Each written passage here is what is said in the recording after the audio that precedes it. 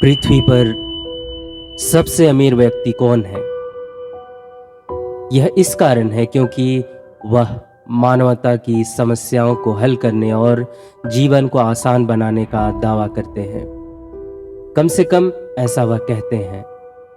हालांकि दशकों तक काम करने के बाद उन्होंने केवल स्वच्छ ऊर्जा का उपयोग किया, जैसे कारों को इलेक्ट्रॉनिक ऊर्जा पर चलाने के लिए परिवर्तित किया।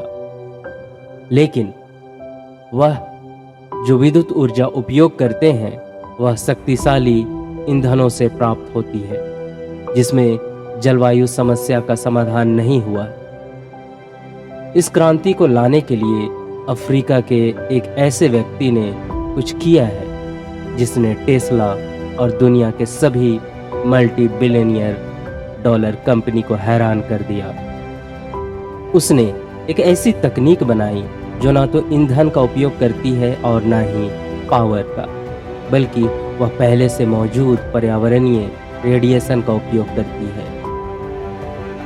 दूसरे शब्दों में उसने जो कारें, जो बाइक और इलेक्ट्रॉनिक्स आविष्कार किए हैं वे हमेशा चलेंगी, केवल मरम्मत के लिए रुकेंगे, क्योंकि उनके पार्ट्स समय के साथ काम करना बंद कर देंगे।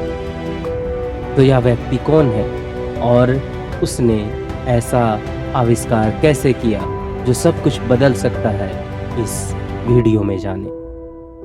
हम बात कर रहे हैं दक्षिण अफ्रीका की। दक्षिण अफ्रीका जो तकनीकी नवाचार की वैश्विक दौड़ में अक्सर नज़रअंदाज कर दिया जाता है, अब एक ऊर्जा क्रांति का केंद्र बन सकता है जो आधुनिक सभ्यता के नियमों को फिर से लिख सकता है।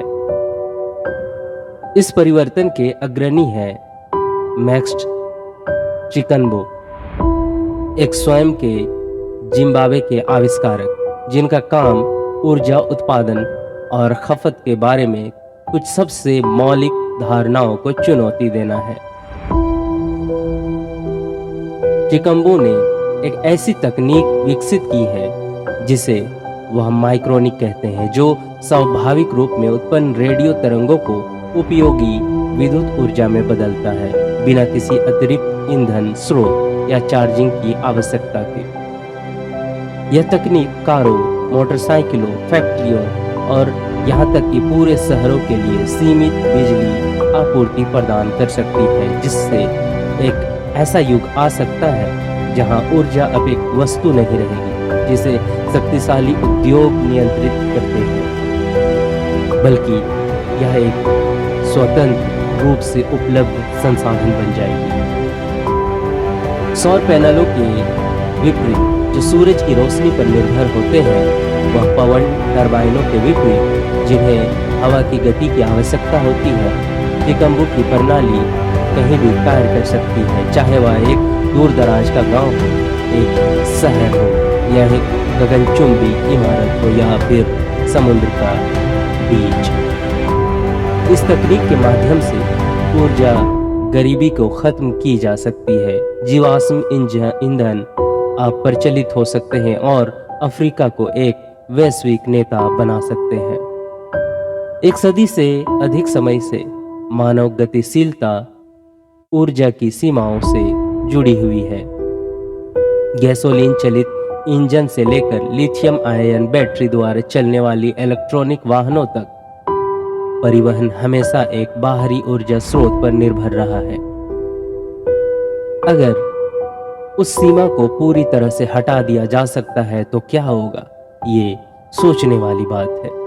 इस संदर्भ में चिकम्बो की तकनीक का सबसे चौंकाने वाला अनुप्रयोग है दुनिया की पहली फ्री एनर्जी व्हीकल, एक इलेक्ट्रॉनिक कार जो ना तो ईंधन लेती है, ना ही उसे चार्जिंग की ज़रूरत है और ना ही किसी बाहरी पावर सप्लाई की। टेस्ला या अन्य इलेक्ट्रॉनिक वाहनों के विपरीत जिन्हें बैटरियों की आवश्यकता होती है, जिन्हें बार बार चार्ज करना पड़ता है, चिकम्बो की कार लगातार अपनी बिजली उत्पन्न करती है जबकि यह चलती रहती है, जिससे यह प्रभावी रूप से बिना रुकावट के सालों साल तक चलती रहती है।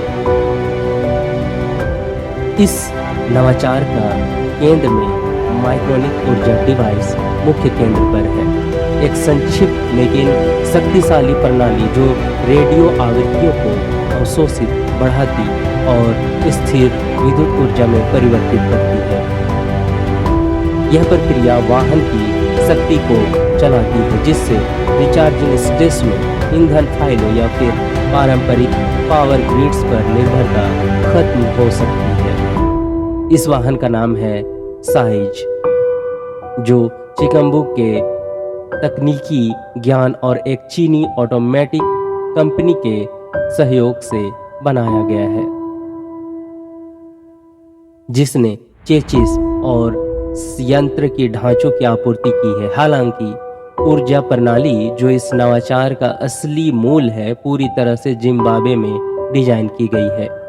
साइज का सबसे क्रांतिकारी पहलुओं में से इस एक घटना का आंतरिक रूप है। पारंपरिक इलेक्ट्रॉनिक कारें, यहाँ तक कि टेस्ला जैसे कारें भी 300 से 400 मील के बाद रिचार्जिंग की आवश्यकता होती है, जो चार्जिंग स्टेशनों पर निर्भरता उत्पन्न करती है। साइज दूसरी ओर कभी भी ऊर्जा से बाहर नहीं होती जब तक यह कार्यात्मक रहती है। माइक्रोवेव ऊर्जा डिवाइस लगातार रेडियो आवृत्तियों को ऊर्जा में बदलता रहता है। इसका मतलब है कि वाहन बिना ऊर्जा या चार्ज के कभी भी यात्रा कर सकता है। यह ब्रेक थ्रू इलेक्ट्रॉनिक कारों की सबसे बड़ी सीमा, बैटरी की समाप्ति को समाप्त कर देगा, जिससे पावर, फ्यूल्स और इलेक्ट्रिसिटी ग्रिड्स से मुक्ति मिल सकती है।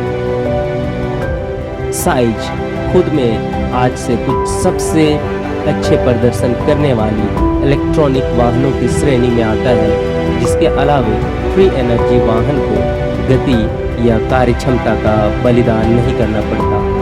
इसकी त्वरित गति भी प्रतिस्पर्धी मानी जाती है, जिससे यह शहरी आवागमन, हाईवे ड्राइविंग और यहाँ तक कि हाई स्पीड प्रदर्शन के लिए भी उपयुक्त है।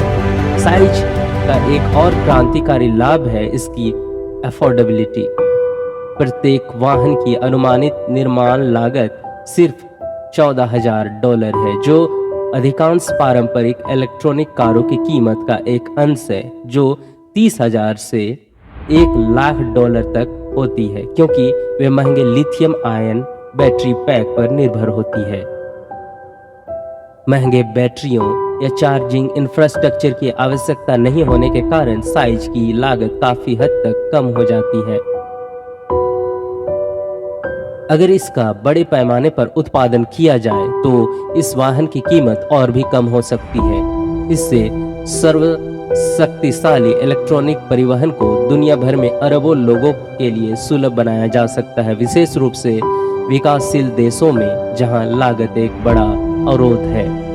पर्यावरणीय लाभ भी इससे जुड़े हुए हैं। इसे एक क्रांतिकारी ब्रेक थ्रू भी मानते हैं, क्योंकि यह पर्यावरण के लिए बहुत ही लाभदायक है, क्योंकि यह पर्यावरण के लिए पूरी तरह से सुरक्षित है। जबकि इलेक्ट्रॉनिक वाहनों को अक्सर हरित तकनीकी के रूप में विपणित किया जाता है, फिर भी वे पावर ग्रिड से उत्पन्न होने वाली बिजली पर निर्भर होते हैं, जो प्रत्यक्ष रूप से कार्बन उत्सर्जन में योगदान करते हैं। चिकम्बू के फ्री एनर्जी वाहनों में हालांकि किसी भी चरण में 0% उत्सर्जन होता है, क्योंकि इसमें कोई इंजन से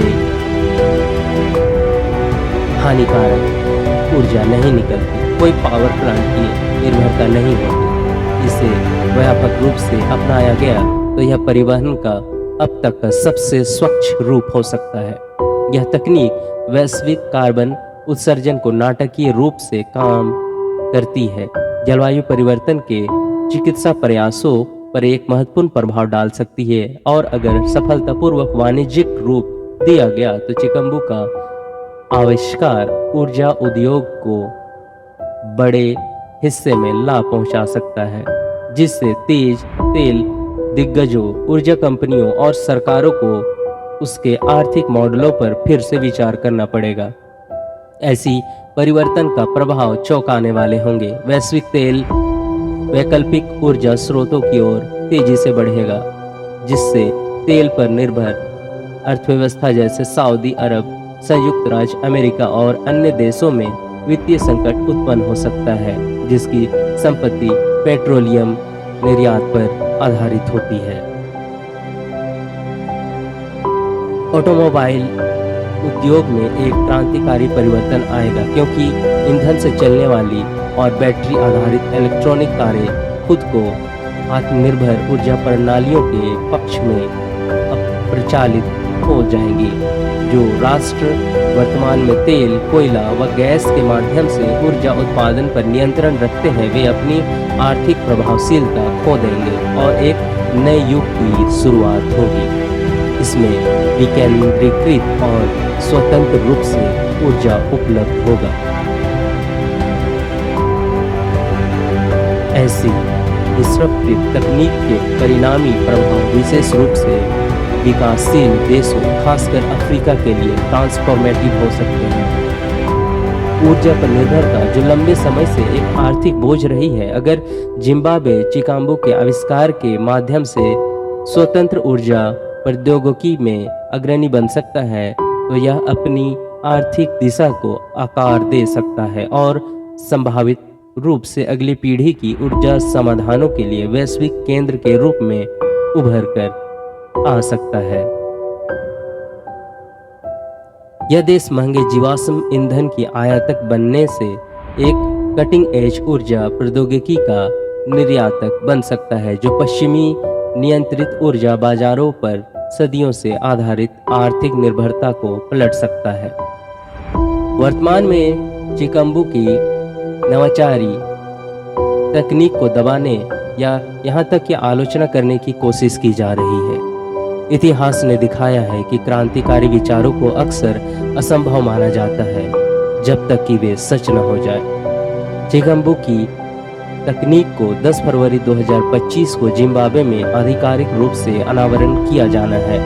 अगर प्रदर्शन सफल होता है तो यह ऊर्जा और परिवहन के इतिहास में सबसे गहरे बदलावों में से एक को चिन्हित कर सकता है। लेकिन चिकाम्बू ने यह कैसे संभव किया? यह नई तकनीक कैसे काम करती है? चिकाम्बू के आविष्कार का सबसे मुख्य बात है माइक्रोनिक ऊर्जा डिवाइस, एक क्रांतिकारी प्रणाली जो इसके अनुसार प्राकृतिक रूपों से होने वाले रेडियो आवृत्तियों का उपयोग कर सकती है, और उन्होंने इसका उपयोग बिजली का उत्पादन करने के लिए किया है। यह तकनीक ईंधन, बैटरियों या बाहरी चार्जिंग और संरचना की आवश्यकता को समाप्त कर सकती है, जो वैश्विक स्तर पर ऊर्जा उत्पादन और खपत के तरीके को मूल रूप से फिर से आकार दे सकती है। हालांकि इस तकनीक का आधार स्थापित वैज्ञानिक सिद्धांतों को चुनौती देता है, जिसमें मुख्य धारा के शोधकर्ताओं में संदेह उत्पन्न होता है। परंपरागत रूप से इन तरंगों में केवल बहुत कम मात्रा में ऊर्जा होती है, जो सामान्यतः नैनो स्तर पर होती है। इसका मतलब है कि इन्हें बड़े पैमाने पर ऊर्जा स्रोत के रूप में कभी भी विचार नहीं किया जा सकता। पारंपरिक ऊर्जा प्रणालियों की सबसे अच्छी तरह से समझी गई रूप प्रक्रियाओं पर निर्भर करती है, जैसे कि सोलर पैनल सूर्य के प्रकाश को फोटोन में बदलती है, विंड टरबाइन हवा की गति से ऊर्जा उत्पन्न करती है, और दहन इंजन ईंधन से रासायनिक ऊर्जा को परिवर्तित करते हैं। लेकिन चिकाम्बू का कहना है कि उसका आविष्कार इन सीमाओं से परे जाता है और एक निरंतर और स्वनिर्भर ऊर्जा स्रोत प्रदान करता है, जिसे बाहरी इनपुट की आवश्यकता नहीं होती है।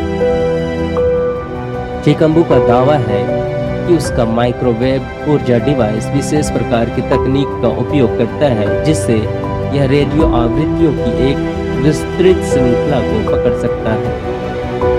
ये आवृत्तियां पृथ्वी के आयनोस्फेरिक ब्रह्मांडीय विकिरण, प्राकृतिक रूप से होने वाली विद्युतीय चुंबकीय तरंगों और मोबाइल नेटवर्क, रेडियो स्टेशनों और वाईफाई सिग्नल जैसे कृत्रिम स्रोतों से उत्पन्न होती है। प्रक्रिया का दूसरा चरण चिकाम्बू के दावों को और भी अद्भुत बनाता है। उनका कहना है कि माइक्रोनिक ऊर्जा डिवाइस इन आवृत्तियों को निरंतर और स्थिर विद्युत ऊर्जा में परिवर्तित कर देता है। इस प्रक्रिया का विशिष्ट विवरण अभी तक खुलासा नहीं किया गया है, क्योंकि चिकम्बू ने अपनी तकनीक के ठीक विवरणों को व्यापारिक गुप्त जानकारी के रूप में रखा है, बजाय इनके कि वह पेटेंट दायर करे।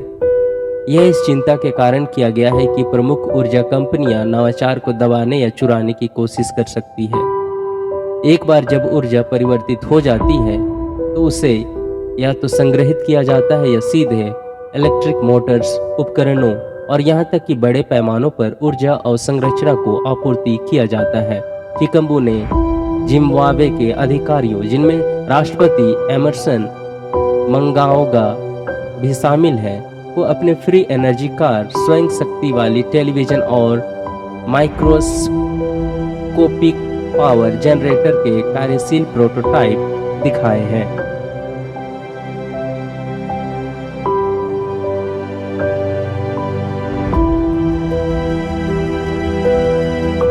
यह सबसे अद्भुत बदलाव है।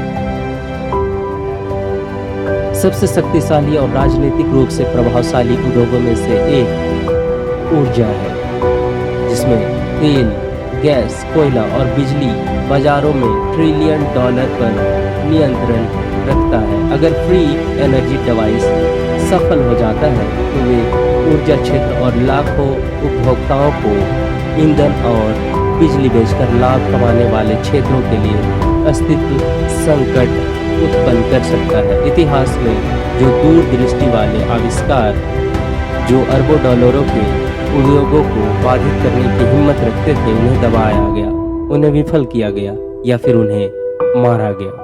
निकोला टेस्ला से लेकर स्टैनली मेयर तक कई ब्रिलियंट मस्तिष्क जो मानवता के निगम नियंत्रित ऊर्जा स्रोतों से मुक्त चाहते थे, उन्हें या तो बदनाम किया गया या फिर वित्तीय रूप से नष्ट कर दिया गया या रहस्यमय तरीके से हटा दिया गया।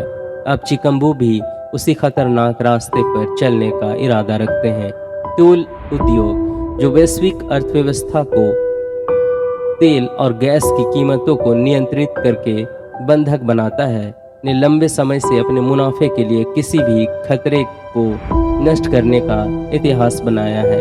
कोई भी तकनीक जो ईंधन की आवश्यकता को समाप्त कर देती है, वह इस उद्योग के लिए सीधा अस्तित्व संकट उत्पन्न करेगी, जो हर साल 7 से 10 ट्रिलियन डॉलर का कारोबार करता है। यह कोई संयोग नहीं है कि चिकम्बू बजंटो की हत्या करने की प्रयास किया गया, जैसा कि पहले फ्री एनर्जी इन्वेस्टर्स के साथ हुआ था, जिन्हें चुप करा दिया गया था। मैक्सवेल चिकम्बू अब खुद को वैश्विक ऊर्जा कार्टेल के खिलाफ एक उच्च जोखिम वाली लड़ाई के केंद्र में पाता है, ठीक वैसे ही जैसे टेस्ला, मेयर, सोबरगर और मॉल।